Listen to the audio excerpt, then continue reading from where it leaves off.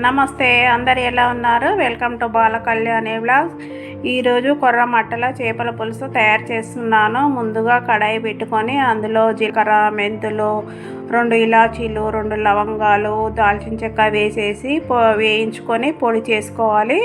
అందులోనే కొంచెం ధనియాల పొడి కూడా వేసేసుకోవాలి. అలా అదే కడాయిలో మళ్ళీ 3 ఉల్లిగడ్డలు కట్ చేసి పెట్టుకున్నవి మంచిగా వేయించుకోవాలి. అప్పట్లో కట్టెల పొయ్యి ఉండేది కనుక ఉల్లిగడ్డలు పొయ్యిలో వేసేస్తే మంచిగా మగ్గుతుండే. ఇప్పుడు ఇలా వేయించుకోవాల్సి వస్తుంది గ్యాస్ కాబట్టి. తర్వాత వేయించుకున్న తర్వాత మిక్సీ జార్లో వేసేసుకొని మనము నానబెట్టుకున్న చింతపండు కూడా అందులోనే వేసేసుకొని మంచిగా పేస్ట్ చేసి పెట్టుకోవాలి. ఇవన్నీ రెడీ చేసి పెట్టుకున్న తర్వాత అలా చేపలు అయితే తీసుకున్నాము మేము. అందులో కొంచెం ఉప్పు వేసి ఇలాగా బాగా రుద్దితే మనకి జిగురు అనేది పోతుంది, మంచిగా క్లీన్ అయితే కూడా.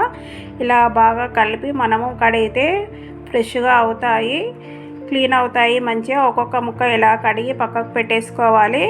ఈ చేపలలో అస్సలు ముళ్ళు అనేది ఉండదు, చాలా తక్కువగా ఉంటున్నాయి ముళ్ళు ఇందులో. చాలా టేస్ట్ కూడా చాలా బాగుంటుంది ఈ చేపలు, అందుకే మేము తెచ్చుకున్నాము ఈరోజు.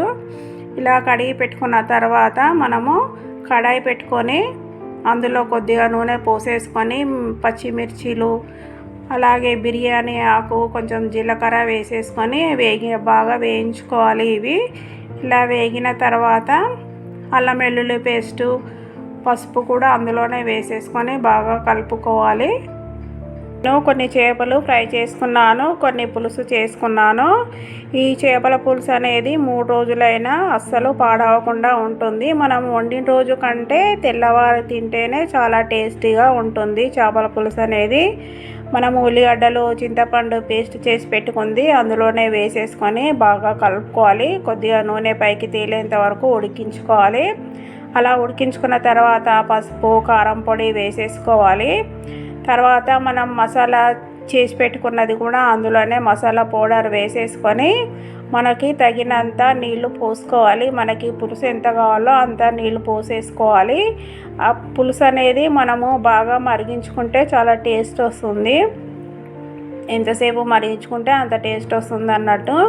అందుకే ఆ పులుసు మరిగేటప్పుడు మనము ఉప్పు వేసేసుకొని చేపలు అందులో వేసేసుకోవాలి. ఒక్కొక్కటి వేసుకున్న తర్వాత కొద్దిసేపు ఉడకనివ్వాలి చేపలని. ఉడికిన తర్వాత కొత్తిమీర, పుదీనా అందులోనే వేసేసుకొని మూత పెట్టేసుకొని కొద్దిసేపు ఉడికించుకోవాలి. అలా ఉడికించుకుంటే చాలా టేస్ట్ వస్తుంది. ఉడికేటప్పుడు మనము అస్సలు కలపకూడదు, ఇలాగా అయితే ఉడికిపోతుంది. వేడివేడిగా సర్వ్ చేసుకోవచ్చు. చేపల పులుసు అయితే రెడీ అయిందండి. నా వీడియో నచ్చితే లైక్ చేయండి, షేర్ చేయండి, సబ్స్క్రైబ్ చేయండి.